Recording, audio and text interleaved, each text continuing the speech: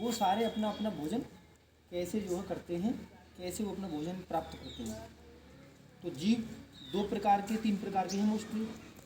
एक वो जीव जो हमको हरे दिखाई देते हैं, और दूसरे जो जीव हैं वो हैं कि जो उन हरे पौधों को खाकर डायरेक्ट या इनडायरेक्ट, सीधे या बिना सीधे, यानी कि जो पौधे हैं उनको, पौधों को खाने वाले जीवों को लोग खाते हैं। ठीक है, तो ऐसे अपना भोजन प्राप्त करते हैं। एक वो जीव होते हैं जो ये इन पौधों को खाने वाले जब ये जीव मर जाते हैं तो इनको खा कर सला गड़ा कर जो अपना भोजन प्राप्त करते हैं। ठीक है, तो जो जीव अपना भोजन स्वयं बना लेते हैं सूर्य के प्रकाश में, जो जीव अपना भोजन स्वयं बना लेते हैं सूर्य के प्रकाश में, उनको बोलते हैं स्वपोषी। इंग्लिश में बोलते हैं ऑटोट्रॉप्स। समझ मेरी बात? तो हरे पौधे जितने भी हैं, चाहे हरे काई हो, शैवाल हो, ठीक है, तो दीवारों पर हरी जम जाती है ना, सनील जैसी, कपड़ा जैसी, चटाई जैसी जमीन पर जम जाती है, उनको बोलते हैं शैवाल। मोस बोलते हैं उनको, थोड़े बड़े होते हैं। ठीक है, उसके बाद जो पानी में तैरते रहते हैं, धागे जैसे जो रहते हैं, रिबन जैसे, उनको जो बोलते हैं हम शैवाल बोलते हैं। गोल गोल भी हो सकते हैं वो। ठीक है, और बड़े पौधे तो आप समझ ही रहे, जिन्हें हम लगाते हैं, जिनकी जड़ होती है, तना होता है, पत्ती होती है ना, पौधे होते हैं। तो ये क्या करते हैं, जैसे ये पौधा है मान लो, ठीक है, ये किसी से भोजन नहीं लेता, इसको खाली रॉ मटेरियल चाहिए, कच्चा माल चाहिए। कच्चा माल क्या है इसके लिए? जल। सबसे पहले क्या है? जल। जो जल हम कहाँ से देते हैं? जड़ों से। पौधा अपनी जड़ों द्वारा क्या ले लेता है? पानी ले लेता है। ठीक है, और हवा में कौन सी गैस प्रेजेंट है? ऑक्सीजन है, नाइट्रोजन है, कार्बन डाइऑक्साइड है। तो इनको चाहिए कार्बन डाइऑक्साइड, और नीचे से जल इन्होंने ले लिया। ठीक, तो इनकी पत्तियों में खासियत होती है कि इनकी पत्तियां जो है वो बनी हुई कोशिकाओं की, और वो कोशिकाओं में एक छोटा अंग होता है, उस अंग का नाम है, उस ऑर्गेनेल का नाम है क्लोरोप्लास्ट। ठीक है, क्या नाम है उसका? क्लोरोप्लास्ट, हरित लवक। तो वो हरित लवक जो है उसमें एक ऐसा रंग भरा रहता है, ऐसा एक पदार्थ रहता है जिसको हम बोलते हैं क्लोरोफिल। उस क्लोरोफिल के अंदर जो है ऐसी क्षमता होती है कि वो सूर्य की जो रोशनी आ रही है ना, उस रोशनी में जो गर्मी आती है, जो ऊर्जा जो आ रही है, उसको क्या करता है, उसका उपयोग करके जल को और कार्बन डाइऑक्साइड को बाइंड कर देता है, बांध देता है। तो जल का सूत्र क्या है? H2O, और कार्बन डाइऑक्साइड का क्या है? CO2।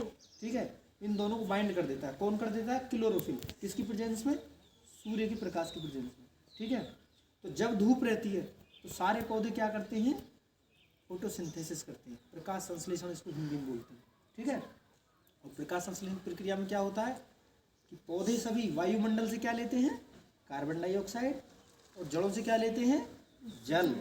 और वो क्लोरोफिल में जो क्लोरोप्लास्ट है उसमें जाएंगे, और वहाँ जाने के बाद सूर्य के प्रकाश में जो क्लोरोफिल पिगमेंट है, जो क्लोरोफिल रंग है, वर्णक है, वो क्या करेगा? जल को और कार्बन डाइऑक्साइड को बाइंड कर देगा। देखो जैसे क्या करेगा, जैसे मान लो हमारे पास ये दो चीज़ है, एक ये है, ठीक है, और एक मान लो हमारे पास ये है। तो मान लो ये CO2 है, ये जल है। अब इन दोनों को जोड़ने वाला चाहिए कुछ है, तो इन दोनों को जोड़ने के लिए क्या होगा? जैसे मान लो ये गन्ना है, मान लो इसको CO2 मान लेते हैं, ये इसको जल मान लेते हैं। अब दोनों जुड़ गए, तो इसको जोड़ने के लिए ऊर्जा लगी ना, हमने ताकत लगाई ना। तो ताकत जो रहती है वो सूर्य के प्रकाश में है, और बांधेगा कौन इसको? जो हरा रंग है। ठीक है, तो इसको बांध देगा, ये बन जाएगा ग्लूकोज। ये बात समझ में आई? देखो कोई भी पौधा है, गन्ना देखा, गन्ना में रस भरा रहता है। धनिया की पत्तियाँ हम लोग खाते हैं, गोभी का फूल हम खाते हैं, शकरकंद की गंजी की जड़ हम खाते हैं ना। आलू वो भी भूमिगत तना है, अदरक भी वो भूमिगत तना है। समझ रहे हो कि नहीं? गन्ना वो भी तना है, गन्ने को हम चूसते हैं, उसमें जूस निकाल गुड़ बनाते हैं, शक्कर बनाते हैं ना। तो ये सब आया कहाँ से? इसमें बनता है ग्लूकोज। ठीक है, कार्बन डाइऑक्साइड और जल को मिलाकर ये बना देते हैं ग्लूकोज, और ग्लूकोज आपस में जुड़ जुड़ के क्या बन जाता है? उसको अलग अलग प्रकार की शर्करा बना देते हैं, अलग अलग प्रकार के पदार्थ बना देते हैं। समझ रहे हो मेरी बात? तो ये जो प्रक्रिया है, कार्बन डाइऑक्साइड और जल को सूर्य के प्रकाश में जोड़ना, इसको बोलते हैं प्रकाश संश्लेषण। मेरी बात समझ में आई? इसको क्या बोलते हैं? प्रकाश संश्लेषण। ठीक है, और ये जो भोजन बना है, अब देखो एक बात बताओ भाई, ये पत्तियां तो हैं, ये पत्तियां, ये हरी टहनी है, तो हरा भाग जो होगा पौधे का कोई भी हरा भाग होगा, वो क्या होगा? वो फोटोसिंथेसिस करेगा, प्रकाश संश्लेषण करेगा, वो भोजन बनाना शुरू कर देगा। अच्छा, आपने खेतों में आलू देखा है? तो ये जो आलू होता है, जब जो ज़मीन में दबा रहता है वो सफ़ेद कलर का होता है। तो देखो जो ये हरा कलर होता है, ये होता है क्लोरोप्लास्ट के कारण, है ना। और क्लोरोप्लास्ट में एक रंग भरा रहता है, क्लोरोफिल। तो जो क्लोरोप्लास्ट है वो 3 प्रकार के होते हैं। एक होते हैं रंगीन, जिनमें रंग भरा रहता है, जैसे पत्तियों में, जैसे गुलाब का देख रहे हैं आप, ये जो इसकी जो जो पंखुड़ियाँ हैं, ये इनमें जो है जो क्लोरोप्लास्ट की जगह कौन सा होगा? रंगीन वर्णक, रंगीन लवक होगा। ठीक है, जितने भी रंगीन भाग होते हैं पौधे के, उनमें रहता है रंगीन वाला लवक होता है। जैसे टमाटर है ना, पत्तियाँ बहुत सारी लाल लाल हो जाती हैं, पपीता पकने के बाद पीला हो जाता है, इसका कलर बिल्कुल लाल हो रहा है ना, वो उधर गुलाबी कलर दिखाई दे रहा है आपको। जो हरा रहता है उसको बोलते हैं हरित लवक। जो रंगीन होते हैं उनको बोलते हैं रंगीन लवक, और इनको बोलते हैं हरित लवक।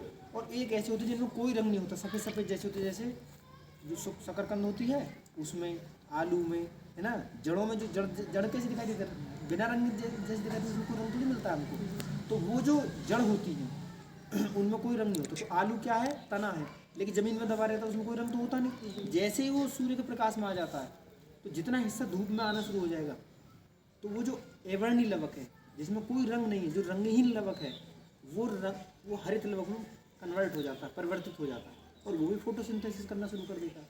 मेरी बात समझ रहे हो कि नहीं? देखो मेरी बात सुनो, क्या होता है कि जो लवक होते हैं उनका काम होता है, किसी जो हरे लवक होते हैं उनका काम होता है प्रकाश संश्लेषण करना। ठीक है, जो रंगीन वाले भाग जो होते हैं उनका काम होता है अट्रैक्शन देना। जैसे इसमें ये रंगीन का, इन फूलों में रंगों का क्या काम है? थोड़ा अट्रैक्टिव होना, है ना, अपनी तरफ आकर्षित करना। ठीक है, और जो रंगहीन वाले जो होते हैं वो स्टोरेज का काम करते हैं। वो भी 3 प्रकार का, अभी तुम छोटे बच्चे हो, वो भी तीन प्रकार के होते हैं। जो प्रोटीन को इकट्ठा करते हैं प्रोटियोप्लास्ट, जो ऑयल करते हैं एलियोप्लास्ट। ठीक है, और जो कार्बोहाइड्रेट को करते हैं, शक्कर को करते हैं, चीनी को करते हैं, उनको बोलते हैं एमाइलोप्लास्ट। ठीक है, तो वो 3 प्रकार के होते हैं। तो ये आपस में क्या है? इंटर कन्वर्जन, मतलब ये कन्वर्ट हो सकते हैं एक दूसरे में। ये रंगीन वाला है, ये हरा वाला है, ये जो रंगीन में हो सकता है, ये बिना रंगीन मतलब बिना रंग वाले में हो सकता है, लाल वाला है ये हरे वाले में हो सकता है कन्वर्ट। देखा पहले टमाटर कैसा रहता है? कच्चा एकदम हरा रहता है। ठीक है, जब पक जाता है तो कैसा रहता है? वो लाल हो जाता है। तो उसमें कैसा था? क्लोरोप्लास्ट था, है ना, हरित लवक। वो वर्णी लवक में हो गया, वो रंगीन वाले लवक में कन्वर्ट हो गया। ठीक है ना। तो ये जो प्रकाश संश्लेषण जो प्रक्रिया होती है, ये हरित वाले में होती है, हरे वाले में होती है। ठीक है, और पौधे का कोई भी भाग होगा वो हमेशा जहाँ भी हरा भाग दिखाई देगा वहीं प्रकाश संश्लेषण शुरू हो जाएगा, क्योंकि उसमें क्लोरोफिल भरा हुआ है। और क्लोरोफिल क्या काम करता है? सूर्य के प्रकाश में जो ऊर्जा होती है, उस ऊर्जा की मदद से जल को और कार्बन डाइऑक्साइड को क्या करता है? बाइंड करके ग्लूकोज बना देता है। अब आप ये क्वेश्चन नहीं पूछोगे कि सर पत्तियों में जो ग्लूकोज बनता है तो पत्तियों में इकट्ठा रहना चाहिए वो, है? देखो मूली है, मूली अपना भोजन कहाँ इकट्ठा करती है? जड़ में। चुकंदर अपना भोजन कहाँ इकट्ठा करती है? जड़ में। गाजर कहाँ इकट्ठा करती है? जड़ में करती है ना। गन्ना कहाँ करता है? तने में। वो तने तो होता है गन्ने का। ठीक, आलू कहाँ करता है? तने में। शकरकंद कहाँ करती है? जड़ में करते हैं ना। फूल गोभी कहाँ करती है? फूल में। पत्ता गोभी पत्तियों में। धनिया पत्तियों में। पुदीना पत्तियों में। जिस हिस्से को हम खाते हैं उसमें उसका भोजन होता है। मेरी बात समझ रहे हैं? कुछ ऐसे होते हैं जैसे टमाटर है, टमाटर अपना भोजन कहाँ इकट्ठा कर रखता है? टमाटर में फल में रखता है, आम फल में रखता है, रखते हैं ना, खरबूजा फल में रखता है, तरबूजा फल में रखता है, अपना भोजन इकट्ठा करके बनाएंगे। तो जो पत्तियों में भोजन बनेगा वो बना हुआ भोजन शरीर के पौधे के अन्य भागों में पहुंच जाता है। वो भी सब काम कर रहे हैं। तने को भी भोजन चाहिए, हैं, पत्तियों को भोजन। जैसे हम जितने जानवर हम खाना खाते हैं मुंह से, पेट में जाता है, पेट में जाने के बाद आंत में जाता है, पचने के बाद वो हमारे पूरे शरीर में फैल जाता है। ऐसे भोजन यहाँ बनता है इसमें। ठीक है, तो देखो नीचे से जो जड़ से जो पानी जा रहा है वो एक अलग प्रकार का टिश्यू होता है, उस टिश्यू का नाम है जाइलम। जे फॉर जाइलम और जे फॉर जल। ठीक है, XY एलियम, जाइलम मीन्स होता है वो टिश्यू जो नीचे से जल को इकट्ठा करके लाता है और पूरे पत्तियों तक पहुंचा देता है। ठीक है, और F फॉर फ्लोएम और F फॉर फूड, ये ध्यान रखना। ठीक है, तो जो भोजन बना है इसमें जो बना है तो वो टिश्यू होता है जो बने हुए पूरे भोजन को पूरे पौधे के पूरे भागों में पहुंचा देते हैं जहाँ जहाँ उसकी आवश्यकता होती है। ठीक है। इसलिए पत्तियों में ज़्यादा भोजन इकट्ठा नहीं रहता, जहाँ इसको पहुँचाना हो तो वहाँ पहुँचा देता।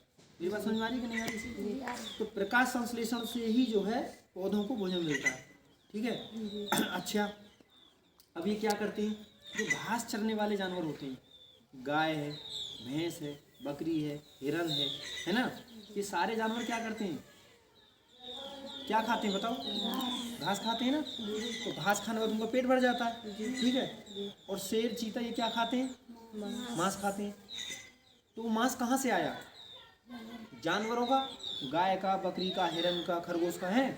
तो उन्होंने खरगोश ने जो खाना खाया था वो ये हरी पत्तियाँ ही तो खाई थी। तो सूर्य का प्रकाश इसमें आया, इस प्रकाश में आने पर ये भोजन बनाए हरे पौधों ने, हरे पौधों को खाया। जिन जानवरों हरे पौधों को खाया उन जानवरों को बोलते हैं शाकाहारी या हर्बीवोर्स, ठीक है। और उन हर्बीवोर्स जो जानवर, जो शाकाहारी जानवर, उनको जो खा रहे हैं जानवर, यानी कि साग खाने वाले जानवर हैं, जैसे गधा है, घोड़ा है, हिरन है, बकरी है, भेड़ है, इसको कौन खा जाता है? मांस खाने वाले लोग। इवन मनुष्य भी खा जाता है, ठीक है। तो हम अपना भोजन, जितने भी जंतु हैं, हम अपना भोजन स्वयं नहीं बना रहे। क्या पौधे हमारे पास कभी आएंगे हमें भोजन दे दो? नहीं जाते, ठीक है। ये अपना भोजन खुद बना लेते हैं, लेकिन हम इसका भोजन जो खा लेते हैं, चाहे हम डायरेक्ट खाएं चाहे हम इनडायरेक्ट खाएं। जैसे पौधे ने खाया, पौधे ने बनाया, इसको बकरी ने खाया, बकरी को खा गया भेड़िया, भेड़िया को खा गया शेर, है ना। मान लो कोई पौधा, उस पर दाने लगे तो दाने को किसने खाया? चूहे ने, चूहे को खा गया सांप, और सांप को खा गया मोर। खा सकता है ना। तो उन्होंने डायरेक्ट नहीं खाया उस भोजन को जो पौधों ने बनाया, लेकिन इनडायरेक्ट खाया ना। तो इसको बोलते हैं इनडायरेक्ट भोजन करना, ठीक है ना। लेकिन सारा भोजन जो बनाता कौन है? केवल हरे पौधे। इसीलिए तो कहते हैं कि पौधों को बचाओ। पौधे यदि नहीं बचे तो जानवर कोई बचेगा नहीं, और यदि सारे जानवर मर जाएं तो पौधे बचे रहें। क्यों? क्योंकि अपना भोजन स्वयं बना लेते हैं। अब किसी कुछ क्वेश्चन पूछना है तो बताओ, कुछ पूछना है? चलो एक बार रिवीजन करते हैं। ये जो पौधे होते हैं, इनके हरे भाग में जो कोशिकाएं, हमारा शरीर किससे मिलकर बना है? कोशिकाओं से। उस कोशिकाओं में पाए जाते हैं क्लोरोप्लास्ट, और क्लोरोप्लास्ट में होता है क्लोरोफिल, जो हरे रंग का होता है। इसीलिए पत्तियों का रंग हमें हरा दिखाई देता है, पत्तियों का, टहनियों को, जो कच्ची कच्ची टहनी होती है, ठीक है। उस क्लोरोफिल की क्या खासियत है? वो सूर्य के प्रकाश को अवशोषित कर लेता है, और उसमें जो ऊर्जा होती है, उसमें जो शक्ति होती है, उसमें जो पावर होती है, उसमें जो ताकत होती है, उसकी मदद से वायुमंडल से पौधे क्या अवशोषित करते हैं? कार्बन डाइऑक्साइड, ठीक है। और जड़ों से क्या अवशोषित करते हैं? जल। तो जल को मिलाकर और कार्बन डाइऑक्साइड के साथ जोड़कर सूर्य के प्रकाश की उपस्थिति में क्या बना देते हैं? ग्लूकोज। क्या बना देते हैं? ग्लूकोज बना देते हैं। और वही ग्लूकोज जो है हम सभी दानों के रूप में, फलों के रूप में, सब्जियों के रूप में हम लोग खा रहे होते हैं, ठीक है। अच्छा, ग्लूकोज ही नहीं बनता, ग्लूकोज के साथ बहुत सारी और भी चीज़ें बनती है, जैसे प्रोटीन बनती है, तेल बनता है ना, विटामिन्स बनती हैं। तो ये कैसे बनती हैं? तो जो ग्लूकोज बना है ना, इनमें, इनके शरीर में बहुत सारी क्रियाएँ चल रही होती हैं, ठीक है। इनके शरीर में बहुत सारी क्रियाएँ चल रही होती हैं। तो वो बाद में प्रोटीन भी बनाते हैं, विटामिन्स भी बनाते हैं, ऑयल्स भी बनाते हैं, जिसको हम तेल कहते हैं, ठीक है। तो सारी जो है बाद में बना के अपना भोजन इकट्ठा करके रखती है, ठीक है। आप लोगों को मुझे बताएगा कि जो मूली होती है वो जड़ में ही क्यों होती है, ऊपर क्यों नहीं लगती? मूंगफली वो जड़ में ही क्यों लगती है? उसका कोई उपयोग है? आलू पौधे जो अपना भोजन जड़ में क्यों इकट्ठा करते हैं? शकरकंद है वो जड़ में इकट्ठा, आलू तना है, शकरकंद जो जड़ में क्यों इकट्ठा करते हैं? आलू तना भूमि में तो वो नीचे ज़मीन में क्यों इकट्ठा करते हैं? बता सकता है कोई? देखो मेरी बात सुनो, क्या होता है कि पौधों को पता तो है नहीं उनको कब उखाड़ के कोई खा जाए। तो एक आलू का पौधा है, मान लो एक जंगली हिरन आ गया, आलू के पौधे को ऊपर से खा जाएगा। तो आलू यदि नीचे बचा रहेगा तो नीचे से अंकुरण होकर पौधा मरेगा नहीं। मेरी बात समझ रहे हैं?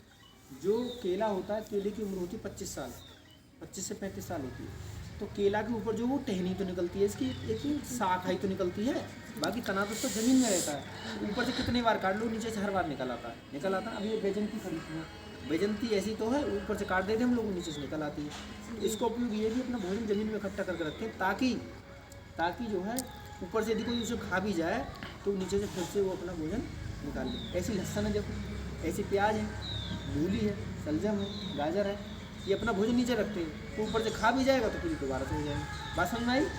प्रकाश संश्लेषण की है। चलो ठीक है।